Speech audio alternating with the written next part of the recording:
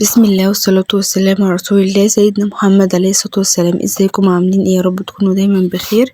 تعالوا بقى كده من صدر فرخة نعمل بقى غدا كده وسناك جنبه، حاجة كده ايه تحفة. جبنا صدر الفرخة قطعه شرايح كده زي بتاعة البانيه، وبعد ما بقطعها شرايح كده زي بتاعة البانيه اقطعها ايه كده ايه شرايح رفيعة تاني. تمام زي ما انتوا شايفين كده، هعملها كده زي تقطعات مثلا الشاورما.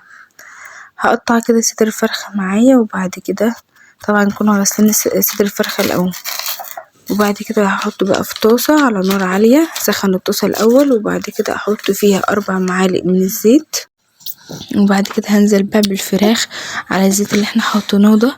هديلها كده تقليبة واحط البهارات بقى عليها. احط ملح، فلفل اسود، معلقة كبيرة من البابريكا، ومعلقة صغيرة توم بودر، ومعلقة صغيرة بصل بودر، نص معلقة صغيرة كده كمون، ومعلقة صغيرة مرق الدجاج اللي هي ايه السايبة اللي هي البودر يعني برضو، ورشة شطة مش هتخليها حامية ولا حاجة بس بتظبط التست بتاعها يعني.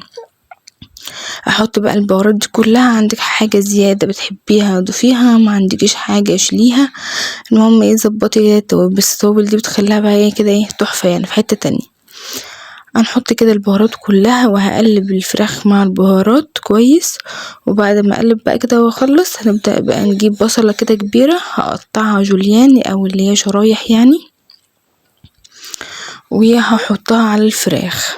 هقول لكم كده التوابل اللي انا حطيتها تاني عشان يعني قلتها بسرعة. حطيت ملح وفلفل اسود، معلقة كبيرة بابريكا، معلقة صغيرة توم بودر، معلقة صغيرة بصل بودر، نص معلقة صغيرة كمون، ومعلقة صغيرة مرق الدجاج اللي هي البودر، وهي رشة شطة.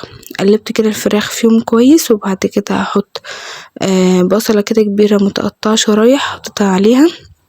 قلبتها سبتها شوية، قمت رايحة حاطة الفلفل، حطيت فلفل اخضر واحمر واصفر. طبعا لو متوفرين حطيهم، لو عندك احمر اخضر بس ماشي، بس هما ايه بيسكروها كده ويدوها ايه يعني تست حلو.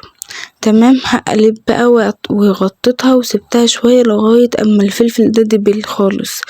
لما لقيت الفلفل كده دبل قمت رايحة يعني جبت بقى شرايح كده من الجبنة الشيدر اللي هي بتاعة البرجر دي، جبت منها كام قطعة كده، حطيت حوالي قطعتين 3 وقلبتها بقى لغاية اما ساحت. يعني مش هطفى عليها لما الاقي كده الجبنة ايه كلها ايه ده ساحت. لما الجبنة كده بتسيح بتلف الخلطة، يعني بتخلي الخلطة كده تتماسك مع بعضها، عشان لما نيجي نحشي بيها تلاقيها كده ايه كتلة على بعضها، متبقاش مفرفطة فتقع من العيش اللي احنا نحطه فيه. طبعا انا ما خدتش كل الكميه في الصينيه دي، زي ما انا قلت لكم كده عملت بيها الصينيه دي، وعملت بيها كمان صينيه مكرونه بشاميل اللي هي يعني ايه نجرسكو. تمام عملت بقى انا جبت هنا عيش تورتيلا وقطعته كده دواير، لان كان عندي قطاعه لقيتها ايه بعد ما قطعت لقيت الدايره بتاعتها صغننه، فاستبعدتها كده وجبت غطا ويعني ايه هو لقيت الدايره بتاعته كده مناسبه فعملت بيه. تمام بجيب بقى الدايرة كده بعد ما اقطعها او محشياها واحطها في الصينية. اخترت صينية بايركس عشان اقدم فيها ايه مرة واحدة، احط الحشوة واحطها واقوم ايه زي ما انتوا شايفين كده ضماها كده، واحط اللي جنبها هي ايه اللي هتمسكها. قبل ما تمسكها ممكن تجيبي كده كوباية فيها حبة مية وتسندي بيها لما تبقى تحطي التانية، وهكذا لغاية ما تخلصي الصينية كلها. عملت بقى كل الكمية على قد ما الصينية اخدت وخلصت كده. وكل ما هوز عيش بقوم رايحة مقطعة، وطبعا بقيت العيش ده ما رميتهوش انا عينته احطه في فريزر نبقى نعمل بيه وصفة تانية ان شاء الله. زي ما انتوا شايفين منظر الصينية جميلة كده وتحفة، وبديلها بقى رشة جبنة بقى على الوش، وبدخلها في نص الفرن وبشغل الفرن كده بتتحمر من تحت ومن فوق مرة واحدة، الجبنة تسيح من فوق.